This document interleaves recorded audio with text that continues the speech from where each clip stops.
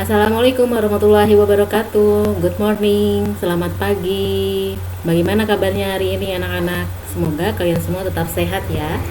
Oke, kali ini berjumpa dengan Bu Lilis untuk materi bahasa Indonesia. Pada materi kita kali ini akan membahas tentang teks berita.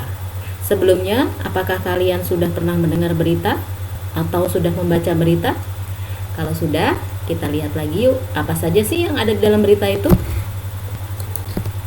Nah, ini adalah contoh berita yang tertuang di media cetak ya, yang bisa seperti koran, majalah, tabloid, dan ada juga media elektronik yang bisa kita jumpai di website berita. Oke, ini adalah kompetensi dasar yang harus kalian capai nantinya, dan ini adalah tujuan pembelajaran kita.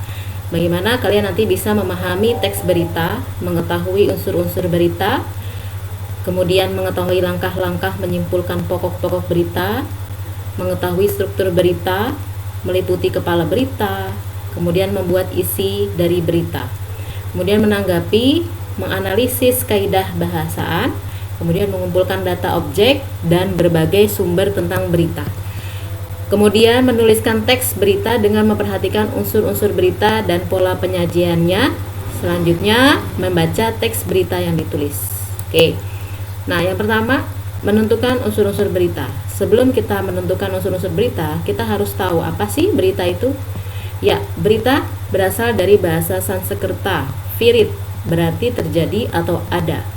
Vrita berarti kejadian atau yang sedang terjadi, ya.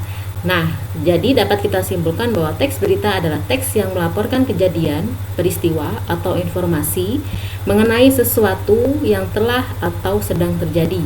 Oke. Nah, ini ada ciri-ciri berita. Yang pertama, menarik. Ya, berita itu harus dikemas secara menarik, kemudian berimbang, ya, tidak berat sebelah antara berita yang satu dan berita yang lainnya. Kemudian terkini, ya, yang update. Kemudian yang fakta, ya, tidak berdasarkan opini melainkan fakta yang terjadi di lapangan. Bersifat objektif, ya. Kemudian jelas sumbernya. Nah, selanjutnya unsur-unsur berita. Oke, di sini bisa kita lihat ya. Ini bisa kita ringkas seperti 5W1H atau yang bisa kita kenal dengan adik Simba. Untuk yang pertama, what, ya. Apa? Kemudian di mana, where, ya. Kapan, when. Mengapa, why. Siapa, who. Bagaimana, how. Atau bisa kita ringkas seperti 5W1H atau adik Simba. Apa, di mana, kapan, siapa, mengapa, bagaimana. Nah, yang selanjutnya B, kita meringkas dan menyimpulkan berita. Ini bisa kita bagi menjadi 3. Yang pertama, ringkasan berita, simpulan berita, dan tanggapan terhadap isi berita. Yang pertama, langkah-langkah meringkas teks berita. Yang pertama, kalian harus mendengarkan atau membaca teks berita dengan seksama. Ya, jadi kita harus mendengar atau membaca teks berita yang kita dengar dengan seksama. Kemudian yang kedua, mencatat pokok-pokok atau unsur-unsur berita, ya, yang tadi ya, yang 5W1H atau yang adik Simba. Yang ketiga, menyampaikan kembali pokok-pokok atau unsur-unsur berita secara lengkap. Nah, kalian sampaikan kembali apa sih yang diberitakan. Nah, kemudian kalian tulis secara lengkap tapi juga ringkas. Selanjutnya, simpulan berita harus memuat unsur-unsur berita dengan rumusan yang lebih ringkas. Jadi, simpulan yang baik adalah simpulan yang memuat unsur-unsur berita yang tadi ya, harus ada 5W1H dengan rumusan atau kata-kata yang lebih ringkas, dan menarik. Nah, selanjutnya ciri-ciri tanggapan, ya. Ciri-ciri tanggapan itu merupakan pernyataan berbentuk lisan atau tulisan bertujuan untuk menanggapi atau menjelaskan atas suatu hal yang sebelumnya disampaikan atau dilakukan pihak lain. Jadi kita menanggapi, ya. Nah, ini ada indikator tanggapan yang baik, ya.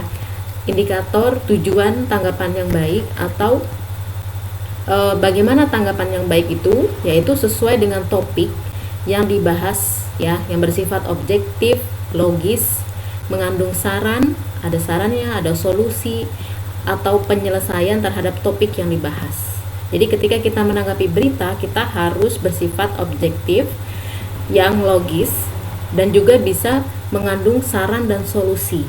Selanjutnya, tanggapan disampaikan dengan bahasa dan sikap ya. Jika tanggapannya berbentuk lisan, yang santun ya, tanggapannya disampaikan dengan alasan yang relevan dan seperlunya. Tanggapannya disampaikan tidak berlebihan. Tanggapannya disampaikan tidak bertujuan merendahkan atau memojokkan pihak lain. Nah, selanjutnya, menemukan struktur teks berita dan kebahasaan berita. Struktur teks berita. Nah, ini dia. Kita akan melihat kepala berita atau teras berita ya, atau lead atau lead ya, kepala berita, teks berita, kemudian tubuh berita di tengah-tengah, kemudian ekor berita ya, yang berisi simpulan. Nah, ini dia. Nah, kaidah kebahasan teks berita. Yang pertama, berita harus menggunakan bahasa yang baku ya, yang terdapat kalimat langsung, terdapat konjungsi, kemudian konjungsi temporal atau penjumlahan, kemudian kata kerja mental, fungsi keterangan waktu dan tempat ya. Jadi ini adalah kaidah kebahasaan teks berita. Ketika kita membuat berita, bahasa yang digunakan adalah bahasa baku, kemudian berisi kalimat langsung. Misalnya narasumbernya ini berkomentar atau memberikan kesaksiannya, nah itu bisa menggunakan kalimat langsung. Nah, kemudian ada konjungsi atau kata penghubung bahwa, kemudian konjungsi temporal ya, kapan pelaksanaannya, bagaimana, kemudian kata kerja mental ya, kemudian fungsi keterangan waktu dan tempat, kapan terjadinya ya, di mana, dan lain sebagainya. Nah, ini dia, menyampaikan informasi dalam bentuk berita.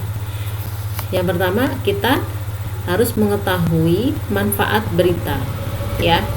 Ya, langkah-langkah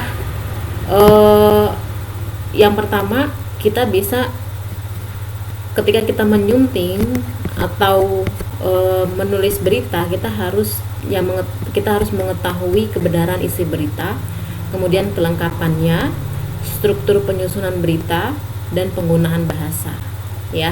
Jadi di sini bisa dilihat ya, apa sih manfaat berita yang kita baca, kemudian bagaimana penyampaiannya, baru kita bisa melakukan penyuntingan terhadap berita. Nah, itu dia dari Bu Lilis.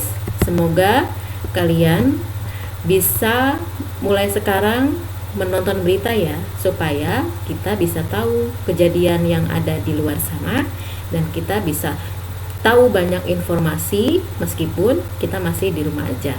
Oke, terima kasih dari Ibu Lilis. Itu saja.